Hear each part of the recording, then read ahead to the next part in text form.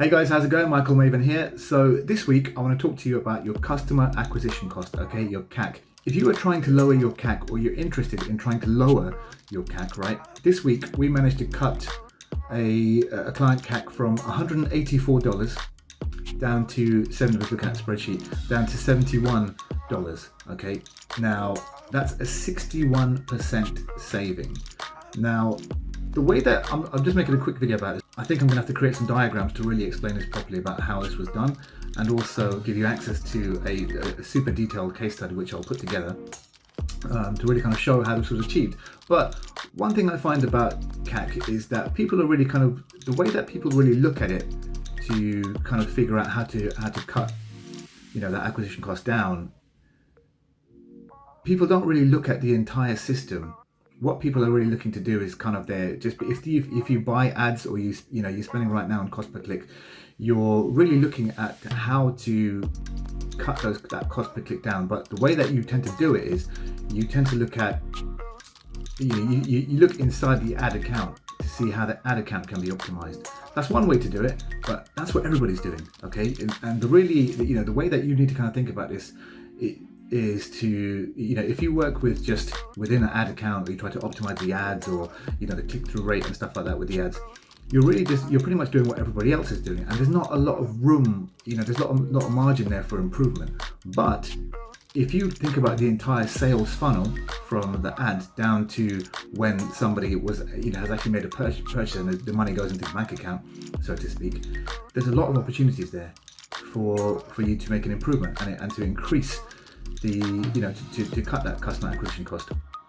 Often by, like I said, in this case, we managed to do it by 61%, which is huge, because now what that really means is we can, rather than spending, breaking even at $1.99 per click, we can spend up to $5.26 per click just to break even. Okay, so imagine if we can now increase that front end click price, our bid prices on the clicks. What's that going to do to the competition? Yeah, it's just going to, the competition will be trying to fiddle around with the ad account, and what we're doing is we're really engineering the mathematics behind the product, okay, the numbers behind the product. That's really what you have to look at, okay. Some people manage to do this. Yes, you can focus on conversion rate optimization. That's one way of doing it, but I feel like, and sorry to all the conversion rate optimization guys out there, but CRO, conversion rate, it's really just it's a vanity metric. Because it really is possible that your conversion rate can drop whilst your overall sales process generates more revenue, okay, and in terms of total dollars and profit.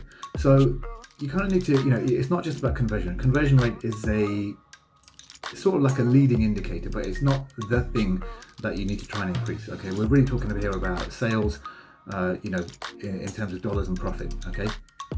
So that's really one thing that you need to focus on. I will make a bit more detailed, a little more detailed video about this in terms of how this was done, how it was engineered, and really what we're looking at across the entire sales process, the sales funnel, to get results like this. Okay, but just to kind of let you know, if you are looking at dropping, cutting your CAC and dropping that, look elsewhere along the sales process, along the sales funnel. Where else can you make changes? Where, what sort of work can you do? And also think about how you can afford to spend. This is one way of doing it, the way that I've told you right now. We can now spend more money on the click prices, on the ad prices, and we can even, because our customer acquisition cost has dropped from $184 down to $71, we can now turn that up, and we can actually get more customers for the same ad spend, or we can actually afford to spend more on customer acquisition, and we can blow the competition out the water that way.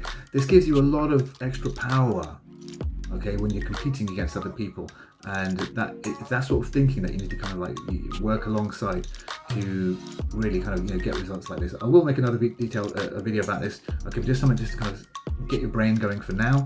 Okay, don't just look into the ad account, look all the way. You have to think about from the start to finish, from the very first step, from before the customer's ever heard of you, heard your name, your company name, all the way through to money in the bank. Okay, think about that entire sales process, and rather than optimizing just something in the ad account, you have to optimize the entire customer getting system, the entire sales process. Okay, so hopefully that's been useful to you, and I'll make some more another detailed video about this with some diagrams, show you exactly what we did, how we did it, and where, how we got the insight, the learning, and hopefully you'll find that far more useful. Okay, but thanks for listening. I'll talk to you again next week. Hi everyone, Michael Maven here. So last week I spoke to you a little bit about how to reduce the customer acquisition costs, okay, so CAC, and how I managed to drop CAC by 61.1%. Okay, I'm going to dig a little bit more into that. Okay, the point of the video last week was that most of the people, often you fiddle around inside an ad account, or they're very focused on one specific. If it's an ad person, they'll start focusing on the ad account. If it's conversion people, they start focusing on the conversion rate, and if it's like a graphic designer, they start focusing on the graphics and things like that. And the whole point here is that there's a lot of things that can be done. You have to think about a sales process as a complete working system. Okay, so there's a lot of things that can be done all along the journey, the entire buyer journey, and that has to you've really got to take that into account. Okay, so this is an example of how myself and my team did that for one of our clients. Okay, so to work out the customer acquisition cost, you figure out how much you spent in terms of your ad costs, etc., divided by the total number of customers you've got, okay? And that is your individual value per single customer. So this is what some of the statistics look like for one of our clients, okay? Now imagine on a daily basis you are spending $3,136, okay? And for that you get 3,136 uniques, as in unique visitors to your page, right? Now this example is using it as $1 per click. We weren't actually paying $1 per click, we were paying far less than that, believe it or not. And using that, we got 17 sales, which were 17 front-end sales and 6 upsells, for a total of $6,231. Okay, so in this case, using the equation, your CAC is actually $184.47. Now that was the stats from before. Okay, so we had like a page A versus page B. Okay, so that was the before page. Actually, let me just put this as the before page, the A page, and then after we had these stats here. Okay, so this, we'll call this the B page, the test page for our B version. Okay, so for the B version we also had roughly the same amount of traffic. Okay, this time it's 3,156 uniques compared to 3,136 uniques, so almost the same price. Okay, same page, it's just traffic was actually just being split 50-50, so they actually had 6,200 uniques coming to this page. And we'll just once again give it a theoretical $1 per click. It was actually a lot less because of the way that this company is generating traffic. And the B page this time, for roughly the same traffic, got 44 sales instead of 17, which was 44 front end sales and 18 on the upsell, for a total of $16,614 this time. Okay, so that's a 2.6x of the sales. Okay, so that's basically your previous 100% plus another 100% takes it to about 12,400 plus an additional 60%. Okay, so this time round the customer acquisition cost was actually 71.73. Okay, and that's a 61.1% reduction. Now all of these numbers do actually come from the stats here, which already I've just worked this out on a spreadsheet previously, and here are the numbers that we need to see. Okay, 184 and 71.73. Okay, I'll just pause here for a second so you can actually just, if you want to pause the video, you can see some of the stats here on this and examine it closer if you want. Or if you want a copy of this spreadsheet, just let me know and I will make I'll make it available somewhere in the description or something. But just looking here at this CAC reduction, it means a couple of things. It means you can keep the same ad spend and get 2.6x the customers. Okay, so imagine that. You don't have to spend any more budget, you don't need any more money anymore, you don't have to request anything, any more finance from budget from anywhere else, and get 2.6x the customers.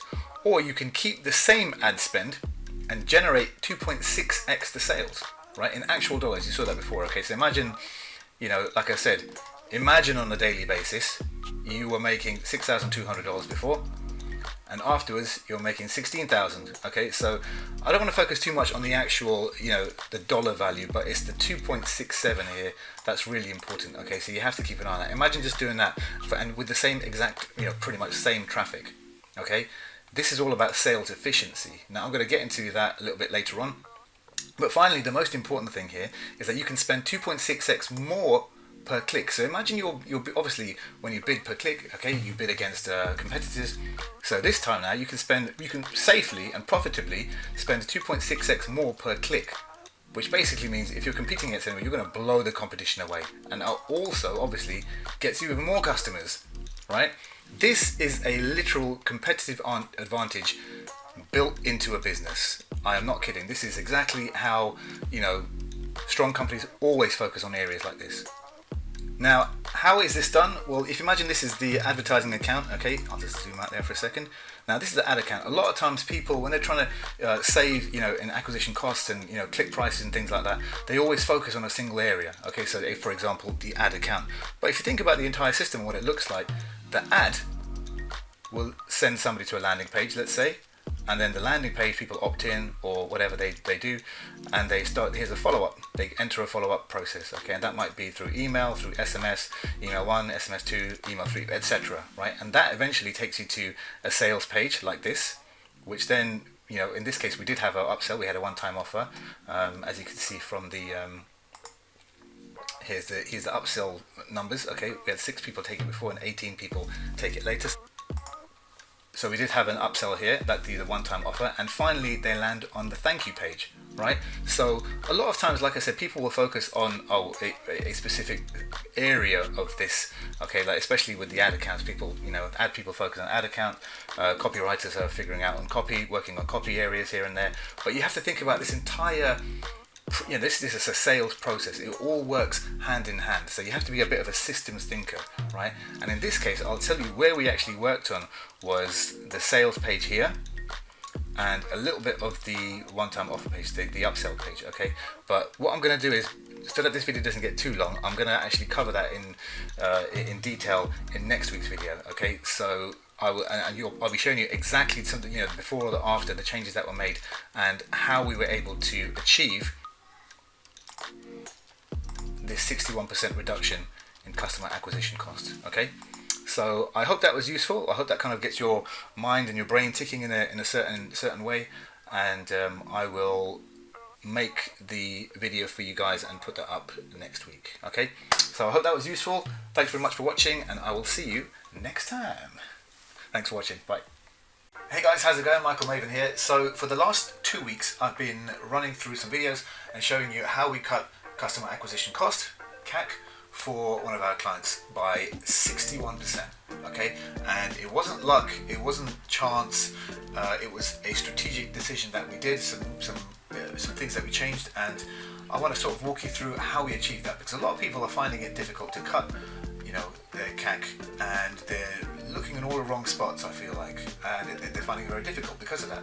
So I wanted to just walk you through the strategy that we used for one of our clients, and made them a whole load of extra sales in the process, right? Last week I went through some of the numbers, but I'll cover a little bit of that again today. Okay, so let's get stuck into that. Now it's, hold on one second, I need to just lower the blind because the room's a bit bright, I can't see the screen. Okay, that's a bit better, hopefully you can still see me. By the way, also today in this video I'm going to give you a framework, okay? If you watch until the end, I'll give you a framework at the end of the video on how to build your own really good sales pages, okay? Ones that really, they just cover everything that people need to know in the correct order that buyers generally need to know that information, and they convert really well, okay? So I'll give you that at the end of this video. Now last week I showed you how we built a new page for one of our clients, and before the page he used to make $6,231, and I just said, in theory, let's just say your page was making $6,231 a day, right?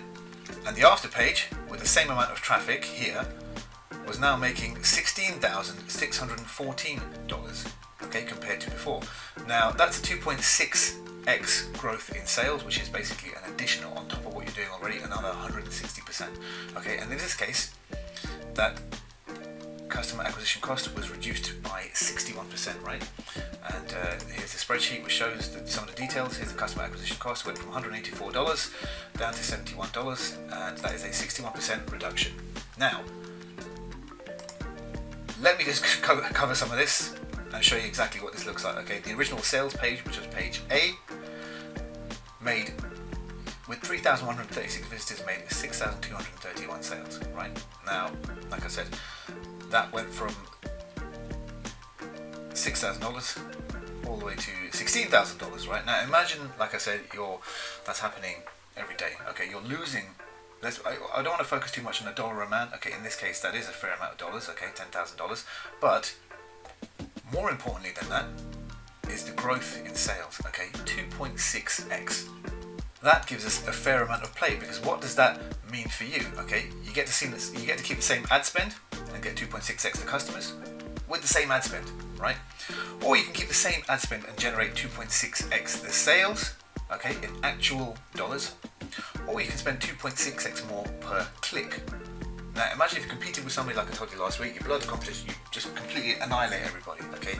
You spend 2.6x more per click, and you can do that profitably, acquiring more customers as well. Okay, obviously if you can afford to spend that much, you're in all the best ad spots, and you can just blow everybody away. And that is a real competitive advantage, okay, seriously. So I'm going to go through today how we did that. Now, let's get into some of this. Right now, this is just an example of what it means, like what I just told you. Now, this was the original sales page here on the left. That's the page A. That's what it looked like from afar. And this is what the sales page B looked like, okay? And the new sales page is 2.6x in sales. I'm not going to go through this page in too much detail. I'm just going to cover some of it because I don't want this video to get too long, but I will give you a link to the extended video and also give you a link to this page so you can just go through it in your own time, okay? But I will warn you, this page is super long. I think it's about 4,000 words, so be prepared for that. But with this video, I'm just going to go over some of the main things that made this work, right? So with this specific client, one of the problems that they had before is what's explained here. Okay, this is how to perfectly screw up a sale. Talk about your company all the time. Tell me why you're so great. Make everything about your product. So basically, it's all focused on them. So a company makes a sales page and the founder writes about themselves, or the company talks about themselves all the time, and they're not really talking about why things benefit the reader. That's a big problem, okay? So this is one of the big mistakes that I see happening. That's what was happening on the page before. Now here's a quick example of what this page looked like before, the A page, okay, the before page. And you can see here that it's got, I'll put some notes here on the side. Okay, it's a long page, but it's a long page, but a lot of the framework for the page, it wasn't really thought through. So the company had pretty much been writing the sales pages all just, through the way that they felt, and they just put that information without really thinking about what they're saying or why they're saying it. Okay, now in this case, the messaging was all very jumbled up. Okay, so I won't go through the whole page here right now. You can see it in the link that I give you later on, but the messaging was all jumbled up, and there was no specific, a constant and consistent sales flow of the page. So what the page ended up looking like was, it was all like this.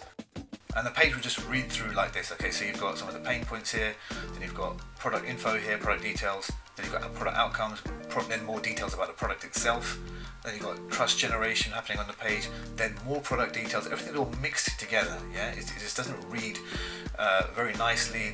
Each individual section doesn't connect to the previous section in a way that makes sense, and it was all sort of all over the place, right? So then you've got, some, what they should do next, the buy button, and then just, what the author wants down here. At the top, there's a bit more of what the author wants, and the author's pain points, just things that just very disconnected way of selling.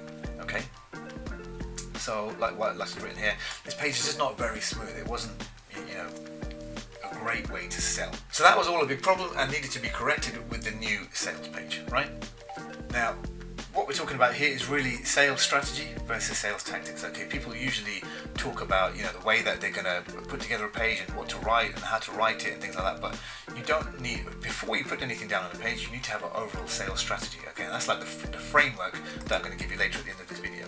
Now, one of the things that we did for the new page that we built out, okay, the previous page, you can see here, there's no real hook. Okay, they start out, and although it's got a different headline at the top of the page, but it starts off with, what will life be like? This is a Spanish learning course. What will life be like when you speak fluent Spanish? Okay, that's not really sort of interesting, or it's not too much. It doesn't add to too much of the hooks. It doesn't make the reader want to read onwards. Okay, so what we did was that for them, we invented this mechanism called story learning, which is exactly the unique sort of story-based method that this client teaches people Spanish.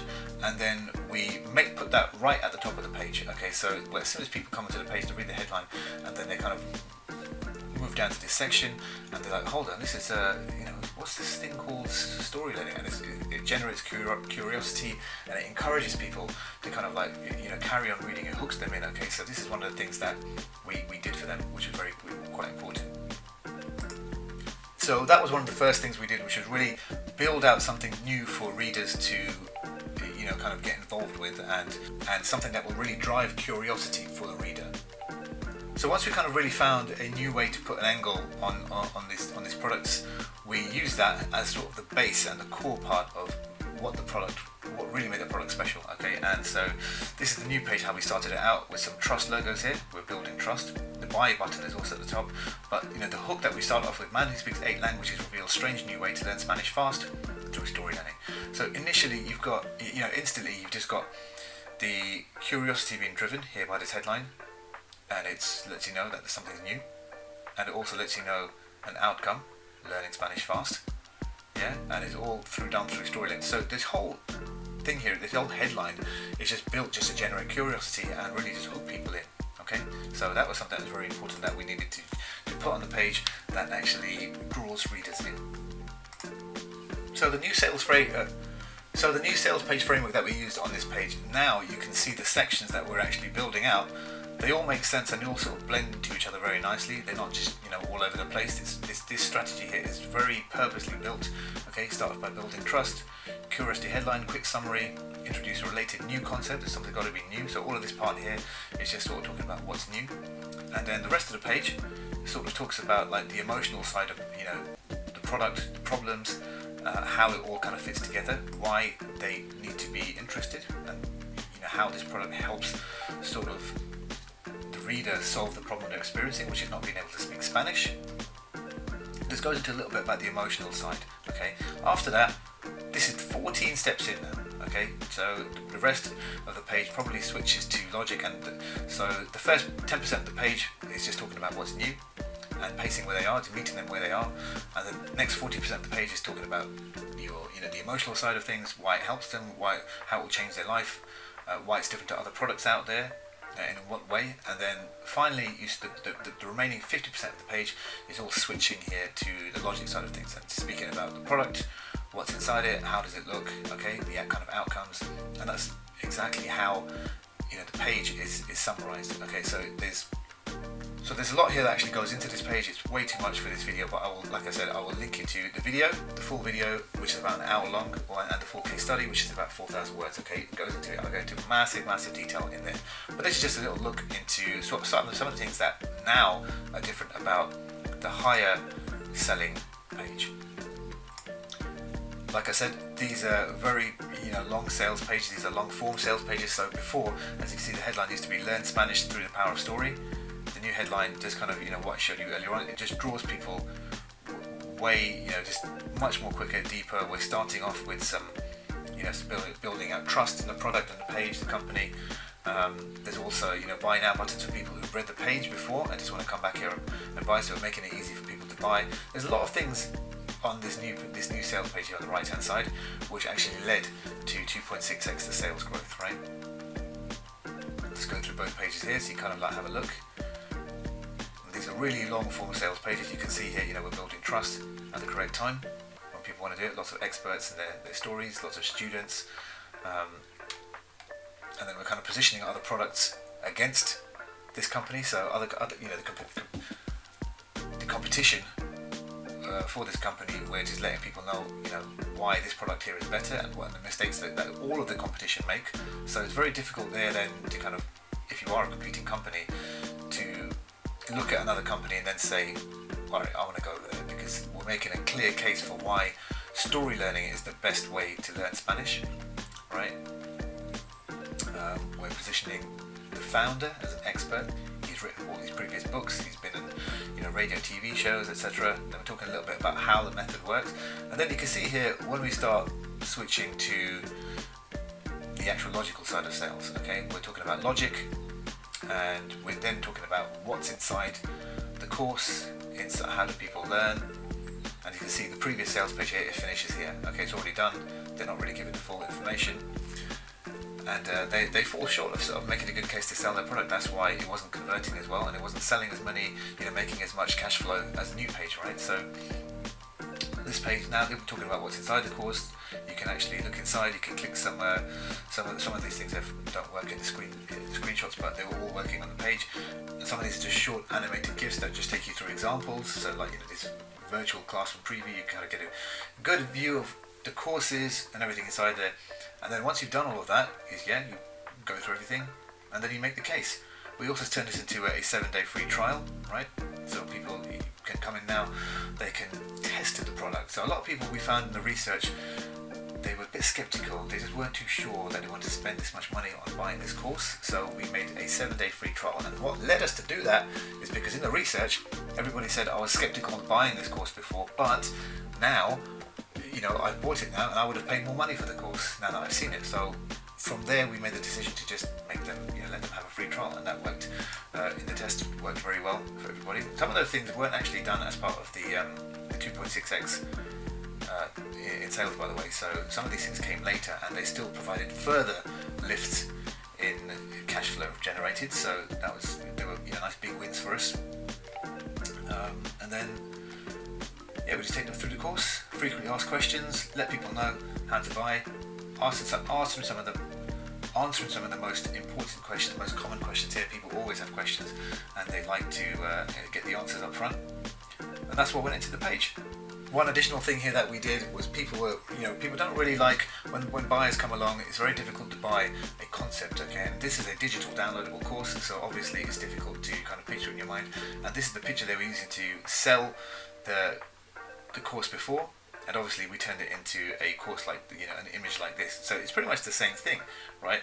It's exactly all of this stuff is explained on the sales page, but now by adding things on the iPad, looking at it on the screen, on the phone, we're showing that it's you can consume the course across all of these devices, and there's some so it's got some workbooks and things. All of these things are all digital copies. They're not actually physical products, but if you show an image like this, it becomes much more tangible in the buyer's mind, and it lets them feel way more comfortable with making a purchase, and it also adds value to the course. Now, before, if you're going to spend $300 on a course, and this is what you're looking at, but when you see something like this, you feel much more comfortable about spending $300 on a course, because it just looks far more valuable. So people are happier buying with a tangible picture of the product. Just a little bit more detail about the actual building of the story learning name. Before, they would just how this company used to sell was they used to say, oh, we teach people through story, or you can learn through story, and you can learn Spanish through story. And it wasn't really a single core concept. So before, it was the whole concept was a little bit like this, a bit hazy, and just nothing really clear, no structure, there's no real path, and it wasn't really explained about how people can learn through story. It's a very vague and abstract concept. So what we did before, we turned it into like this, a nice laser focused, very clearly explained concept about how, and we also gave it a name, story learning. Before, it was just called you learn Spanish through stories, and you just like that. It just wasn't very clear. Whereas now it's called, the concept has a very strong structured name, story learning, and we explained exactly how it works. We explained it both ways, through the logical and the emotional side of things, why it's important. We gave it a single handle of belief, right? It's got a name, the concept, everything just fits all very nicely together. And by creating that branding and core concept, it really helps, once again, just people when you're selling it's very important if you are selling a digital item or something like that, or something which is brand new, you've got to really explain and educate the market about how this product specifically is going to be useful for the customer, and you've got to explain that, right? The sales page has to do all of that explaining, because obviously if you sell in person, you can explain all of those things, and you can do that on a face-to-face basis, but without really sort of having an in-person buying experience, then your sales page and all your marketing materials has to do all of this talking for you. And so you've got to be very clear with the explanations, and make sure that people understand the idea. So this is something that also helped the new sales page to sell. Now, I did promise you a framework for building these sorts of pages. Okay, so here it is. We call this the smooth sales page framework, or the smooth sales page ratio framework. Okay, because the page is divided into these ratios. Okay, so here's the sales page.